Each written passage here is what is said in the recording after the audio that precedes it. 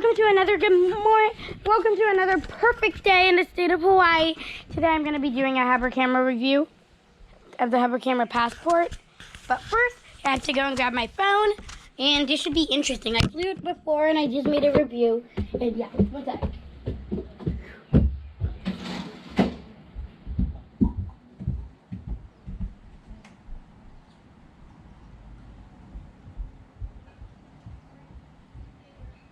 See you later. Text me if you says anything.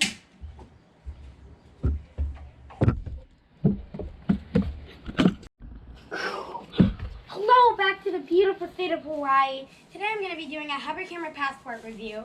And if you already don't know me, you know my name is Sibo. So, what I'm going to do now is I'm going to do a hover camera Passport review. Now let's quickly set it up. So what we're going to do is we're going to take it out of the box here. Very easy and portable boxing. The limit here is for the hover camera Passport is about 65 feet. And it must be in the field of my view. So I have to be able to see it. Apparently. So, yeah. So what I'm going to do now is I'm going to power the drone on by pressing the button hard. Somebody told me press it hard. And then it should start to power on. It shows here. Here it is, powered on. Now I'm gonna go into the hover camera app here. So I'm gonna go into the hover camera app here. Mind my cell phone use.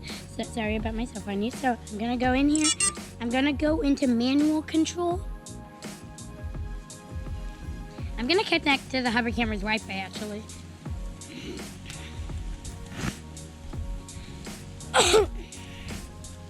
Sorry, I have a bag. So I'm gonna go in here. So now what's gonna happen is, you're gonna, yeah. So I'm going to let the hover camera fly, and yeah, that's it. Okay, so now we're going to release it. To release the hover camera, you're going to do facing me, then you're gonna do this.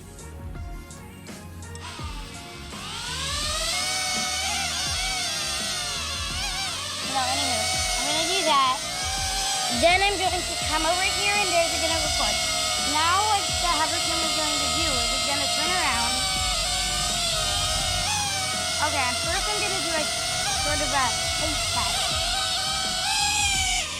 So let's do the height test.